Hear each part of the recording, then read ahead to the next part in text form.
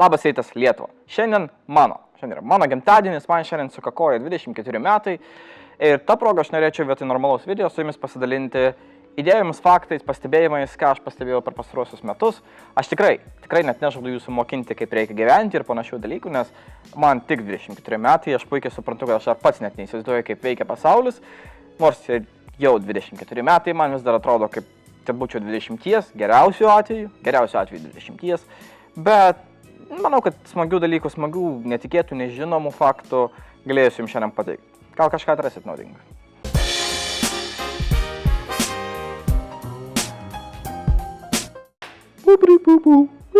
Vienas iš mano mėgstamiausių dalykų šiais laikais yra tai, kad nors ir per žinias rodo daugybę nusikaltimų, teroristinių išpuolių, daugybę nelaimių ir panašių dalykų, šie metai 2016 ir visi apskritai šie laikai yra patys saugiausi, kokie kad nors yra buvę. Saugiau niekada nėra buvę. Daugiau išsimokslinusių žmonių nėra buvę, medicina niekada nėra taip pažengusi, žmonių teisės niekada nebuvo taip pažengusios toliai į priekį. Dabar gyventi gera, dabar gyventi saugu, gal ne visada saugu, bet dabar yra saugiausia gyventi, kad nors apskritai visoje istorijoje dabar yra saugiausia gyventi. Ir didžiausia tikimybė, kad gyvensime ilgai ir laimingai ir išsimokslinę ir turėsime gerą darbą ir panašiai. Faina! Šitas faktas yra šiek tiek kitoks. Apie tai, ko gero, ne kiekvienas esame susimąstę ir bent tikrai ne kasdieną mąstome. Visi, ko gero, esame girdėję ir esame pagalvoję apie tą faktą, kad kai gimėme, mažą sekundės dalį buvome patys jauniausi pasaulyje. Buvome aš, tu, bet kuris iš jūsų, kas žiūri šitą video, kažkuriuo metu buvot pats jauniausias žmogus pasaulyje. Tačiau apie ką daug kas nepagalvoja, apie pasiekimus, pasaulio rekordus, yra tai, kad kiekvieną dieną kažkur pasaulyje yra vienas žmogus, kuris padaro didžiausią dienos kapą. Didžiausią pupą. Įsivaizduokit, aš nežinau, ar būtų smagu žinoti tokius dalykus, ar ne, ar tai pasiekimas, ar tai yra baisus dalykas, bet kažkur vienas žmogus kiekvieną dieną teoriškai galėtų pasigirti, kad padarė didžiausią pupą pasaulyje. Būtent tokie dalykai man ir padėjo praeiti pro mano 23 metus. Neveltui Blinkai sakė, kad nobody likes you when you're 23. Baltųjų laukų populiacija nuo 70-ųjų metų tik tai kyla. Kiekvienais metais jų yra vis daugiau ir daugiau. Tai nereiškia, kad jie po 10, 15, 20 ar 50 metų turės kur gyventi, bet jų populiacija kyla. Bent tiek gerai. Ir dar tas faktas, kad bent Amerikoje, muziejų yra daugiau negu McDonald's ir Starbucks'o sudėjus. Muziejų yra daugiau negu McDonald's ir Starbucks'o sudėjus. Tai yra nuostabus dalykas, nes kaip pagalvoju, dabar visi atrodo tik tai perka, geria kavas, geria prastą kavą, tai yra prastą Starbucks'o kavą, bet ir valgo nesveiką maistą. Pat muziejų vis tiek. Muziejų vis dar Amerikoje yra daugiau negu Starbucks'o ir McDonald's. Super. Dar du dalykai, kurie man padeda ištverti kiekvieną dieną, tai yra du faktai. Pirmas, kad karvės dar neišmoko skraidyti ir antras, kad Marsas yra vienintelė planeta visoje šioje Žemėje, kuri yra apgyvendinta vien robotų. Niekas daugiau negyvena tenais, tik robotai. Spūkiai. Du greiti faktai. Pamenat Osmanų imperiją? Ta didelė imperija, kuri daug užkariavo ir turėjo planų užkariauti visą pasaulį. Tai va, ji dar gyvavo tada, kai gyvavo kartu ir Nintendo.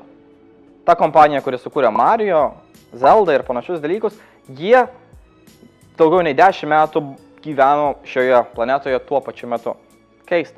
Taip pat, Charles Darwinas, labai žinomas gamtininkas ne tas žodis, bet aš jį panaudosiu ir taip toliau. Charles Darwinas ir Steve'as Irvinas, tas krokodilų medžiotojas, kuris visiems labai patiko, jie abu turėjo tą patį vėžlį augintinį. Tai yra būtent Charles Darwino vėžlys augintinis buvo perduotas Steve'ui Irvinui. Kaip faina, ne? Nes visi, aš pamenu vaikystėje visi tikrai žiūrėjom Steve'o video ir visi galvodavom, koks jis fainas, kaip jis moka gerai su gyvūnais elgtis ir panašiai. Dabar kažkur norėtus įdėti juodo humoro anekdotą apie tai, kad jisai mirė darydamas, ką nori. Jeigu rasiu, po to įdėsiu. Ko gero neradau. Jeigu dar žiūrit ir nieko nėra, tai vadinasi neradau. Yra tokia aštunkojų rūšis pavadinimu argonautai. Jeigu gerai išverčiau, berods argonautai.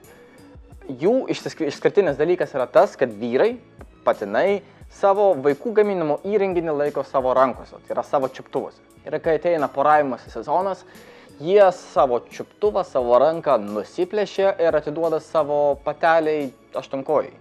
Nežinau, kaip vadinasi patelė aštunkojai, bet merginai aštunkojai. Ir ką jis tiesiog sako, tai yra imk mano ranką and go fuck yourself. Nelabai žinau, kur beit ir sėstis. Pasuri šitą idėją. Nežinau, sakykit, ar patinka jums tokios stiliaus video. Tikimybė, kad tokių dažniau darysiu, tokios kokybės ir taip filmuotų yra, ką gero, nedidelė, nes laiko tikrai nėra tokiem video daryti kiekvieną dieną. Bet karts nuo karto. Patinka jums tokie vienkartiniai faktai ar ne? Visas mano gimtadienis bus labai paprastas. Šiandien visą dieną praleidau darbe, grįžtu namo, sutvarkau šitą video ir tada einu tvarkyti dar 2 video. Toks yra mano gimtadienis. Ir nuoširdžiai tikrai negalėčiau prašyti geresnio, nes darau ką mėgstu, kiekvieną dieną darau ką mėgstu, einu į darbą. Vienintelė priežastis, dėl ko kartais nenoriu keltis iš ryto reikia į darbą, yra ne dėl to, kad man nepatinka mano darbas, o dėl to, kad darbė yra labai nepatogi kėdė. Vienintelė priežastis. Porą labai greitų faktų, toks greitas raundas, nes nenoriu, kad video ilgai užsitęs.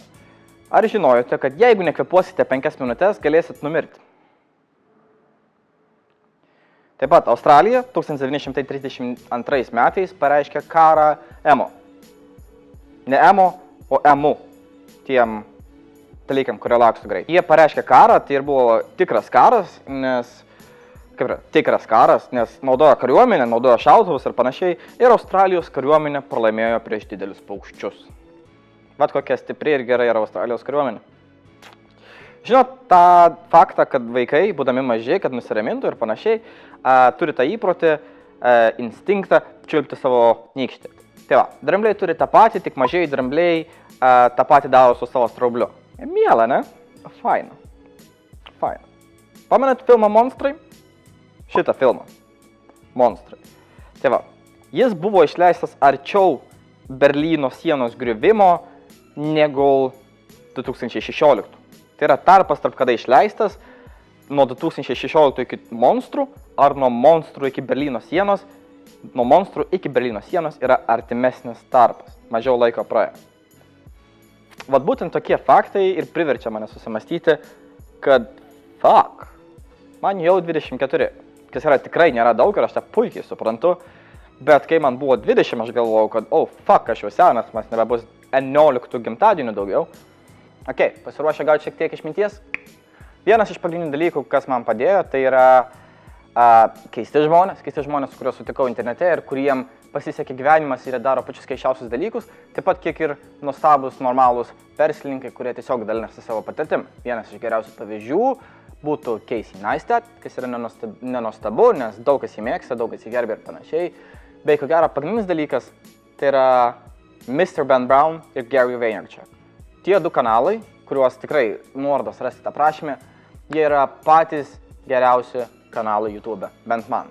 Kanalų sąrašas, kurį mėgstu YouTube, yra tikrai nemažas, bet tie 2 kūrėjai, jų video yra nuostabus, motyvuojantis ir tikrai verčia eiti pirmin. Taigi, šiandien tiek. Dėkui, kad žiūrėjot. Jeigu žiūrėjot per YouTube, nepamirškit like mygtuko, jeigu video patiko. Jeigu video nepatiko, drąsiai spauskit nepatiko mygtuką, tikrai nesupyksiu. Ir jeigu galit, subscribinkit, nes video stengiuosi kelti kuo dažniau, tai yra bent 3, 4, 5, 6, 7 kartus per savaitę. Dėkui, kad žiūrėjot ir iki.